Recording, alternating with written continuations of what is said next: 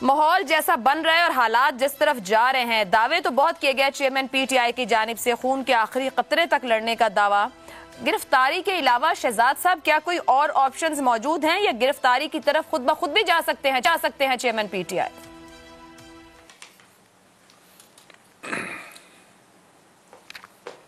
जाता है कि वो अदालतें उसको संभालें या उसका मुकदमा लेके अपने सामने आए, वो ही पीछे हट जाती हैं।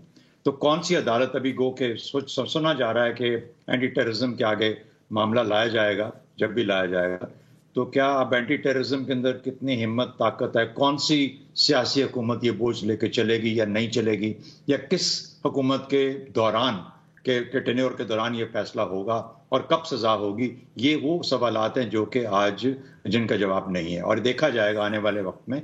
क्योंकि बहुत सारे लोग, बहुत सारी हमारी जो 2-3 किस्म की अदालतें हैं वो हाथ नहीं लगाना चाह रहे इस वक्त इस मामले को। एक बात तो ये होगी। दूसरी बात, अगर थोड़ा गौर किया जाए तो जुल्फ़िकार अली भुट्टो की जो शहादत है वो अगर एक सियासी वर्ष से ना बनती तो क्या पाकिस्तान पीपल्स पार्टी इस तरह की नाकामियों के बावजूद अब 50 साल तक के बाद तक इसी तरीके से कायम रहती जैसे आज कायम है? तो अगर हमारे यहाँ किसी सियासत को दवाम देना हो तो उसको एक वर्षे की जरूरत पड़ती है। तो किस किस्म का वर्षा होगा? आप जेल में डाल देंगे, कितनी देर तक डालेंगे, कहाँ डालेंगे? तो ये सवाल भी दूसरा हैवी करता है लोगों के जहनों और दिमागों पे, क्योंकि इसकी एक मिसाल हमारे सामने मौजूद है। तीसरी बात, हमारे यहाँ देखिए ये तल्लक, मुझे इससे मेरा ज़ाती तौर पर ये तल्लक नहीं है कि ये एक इनफरादी शख्स क्या फैसला करता है, उसकी सोच क्या है। मेरा तल्लक इससे है कि पीटीआई की सियासत क्या पाकिस्तान के मुस्तकबिल में कोई रोल अदा करने जा रही है या नहीं करने जा रही। क्या उसके अंदर एक नजरिया था या है या नहीं था, और है तो क्या बन जाएगा, और ये जो नजरिया है क्या ये पाकिस्तान की सियासत में एक अहम रोल अदा करेगा या नहीं करेगा। क्या जो उनके चेयरमैन हैं उनके अंदर इतना फहम और इतनी फरासत है कि वो आज अपनी कुर्बानी दे के, कुर्बानी क्या देनी है, एक शख्स है, कल को कुछ हो गया, कुछ खुदा न खास्ता हार्ट अटैक, अल्लाह उनको जिंदगी दे, कुछ हो जाता है, कुछ हो सकता है, बंदा एक लम्हे में इधर से उधर हो जाता है, तो क्या इसका मतलब है पाकिस्तान की सियासत, पाकिस्तान और दुनिया का जो सफर है ये खत्म हो जाएगा या किसी सियासी सफर के अंदर कमी आ जाएगी? लेकिन इस सोच और फहम और फरासत को अपने से बड़ा समझना की जरूरत होती है, अपनी जात से ऊपर। तो क्या इसके कोई इशारे मिलते हैं? मुझे फिलहाल तो कोई ऐसे इशारे नजर नहीं आ रहे। हमारे यहाँ खानकाहों और गद्दियों और मज़ारों और बशारतों की सियासत होती है। ये हमारी प्रॉब्लम है पाकिस्तान की। हमारे यहाँ इश्यूज की सियासत नहीं। सियासत को जिसको हम सियासत कहते हैं, हम शख्सियात के साथ कर देते हैं कि मियाँ साहब तो क्या बात है जी, फलाने की क्या बात है। वो एक शेर है, मैं आपको बताता हूँ, सुनाता हूँ। वो ये बहुत पुराना शेर है कि गर गधी के कान में कह दूं, गद्दी नहीं गधी, गर गधी के कान में कह दूं कि हूं तुझ पे फिदा, है यकीन कामिल कि घास खाना छोड़ दे। तो ये हाल है कि आप दिन में सारा दिन उसके दिमाग में फूंकते रहे कि आप ऊपर खुदा और नीचे आप, और उसके बाद तो उस इंसान का दिमाग खराब वैसे ही हो जाता है। वो अपनी कतई कलामी की माजरत, आपकी गुफ्तगू से ये एक सवाल है, आपने नजरिए मतलब है कि क्या पीटीआई का फ्यूचर होगा, आपने ये गुफ्तगू की असल जांचने का सवाल ये, या पीटीआई का नजरिया, आपने पीपल्स पार्टी की भी बात की है, हम कहते हैं विरासती सियासी जमातें हैं, वारिस मौजूद थे, जमात को लेके चले गए, आपने मज़ारों की गद्दी नशीनी की भी बात की, वारिस होते हैं लेके चलते हैं। आपके ख्याल में क्या पीटीआई का वो नजरिया है जो कोई विरासत रखेगा, या कोई इस नजरिए को लेके चलेगा जो कुछ हुआ पिछले साल डेढ़ की अगर मैं सिर्फ बात करूं, ये वारिस मिलेंगे पीटीआई को लेके चलने को? वारिस की बात नहीं है वो, कोई उसका पहली बात है कि नजरिया था या नहीं था। मेरी नजर में तो कोई नहीं था, नंबर 1। नंबर 2, अगर नजरिया बन सकता था, बनाया जा सकता था, जिस तरीके से पीएमएलएन का एक नजरिया इवॉल्व हुआ है, वक्त के साथ इवॉल्व हुआ है पीएमएलएन के अंदर, अब उसको पकड़ के रखे हुए हैं। पीपल्स पार्टी के अंदर तो एक नजरिया था जिसकी बुनियाद पर सियासत बनी थी। लेकिन कहने का मतलब यह है कि अगर एक शख्स आड़े आ रहा है उस सफर के, जो कि एक सियासी सफर है जिसका पाकिस्तान के मुस्तकबिल के साथ बड़ा गहरा ताल्लुक है, क्योंकि इसका आवाम के साथ ताल्लुक है, इसका रियासत के साथ ताल्लुक नहीं है, अवाम के साथ ताल्लुक है सियासत मुल्क की जो होती है। तो मेरे ख्याल में तो एक शख्स अपनी कुर्बानी देने को तैयार नहीं है, इसलिए मुझे नजर नहीं आता कि कोई इतनी जल्दी अपने आप को किसी कैद में दे देगा। मुझे नहीं लगता कि इतना आसान होगा। نہیں کا آپشن لے رہے ہیں اور بات کریں کہ نظریہ نہیں تھا اور بنا قربانی کے تو پھر پھل بھی نہیں ملتا ہے.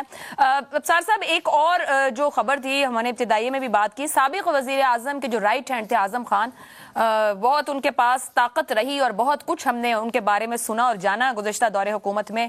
وہ وجہ بن سکتے ہیں یا کتنی بڑی وجہ بن سکتے ہیں سابق وزیر اعظم کو لے کر ڈوبنے کی؟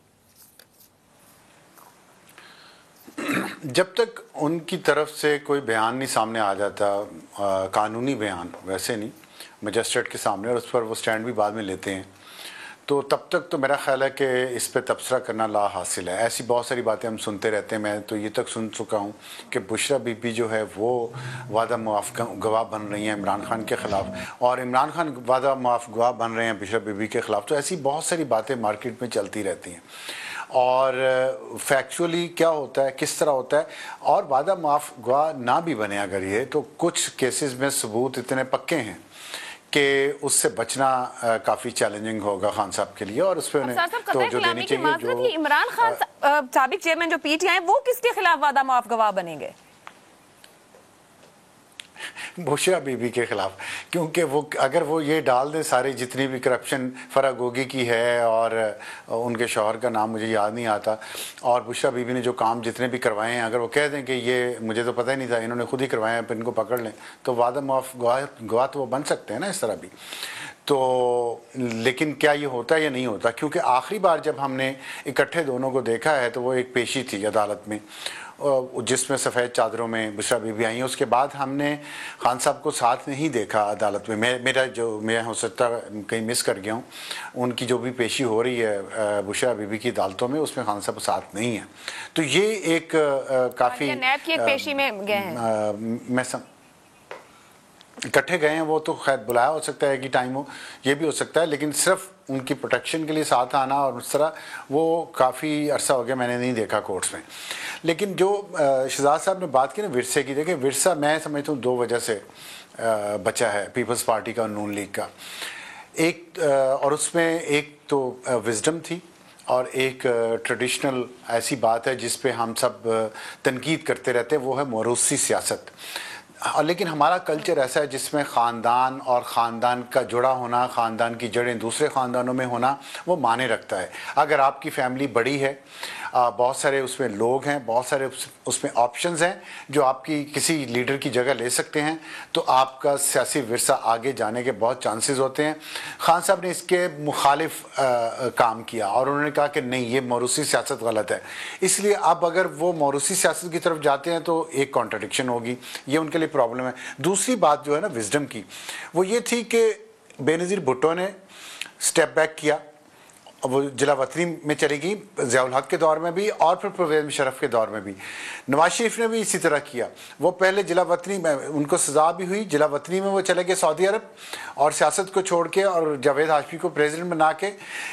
اس کے بعد قمر باجوہ کے دور میں بھی وہ باہر چلے گئے اپنے بھائی شہباز شریف کو صدر بنا کے. تو ان کی پارٹی بے نظیر بھٹو کی پارٹی بھی اس لیے بچی, اور اس میں مخدوم امین فہیم صدر تھے, اور پی ایم ایل این بھی اسی لیے بچی کہ انہوں نے سٹیپ بیک کیا اور اپنے کسی ٹرسٹ وردی لوگوں کے حوالے پارٹی کی, اور وقت نے ثابت کیا کہ جتنا بھی کوئی پاپولر لیڈر ہو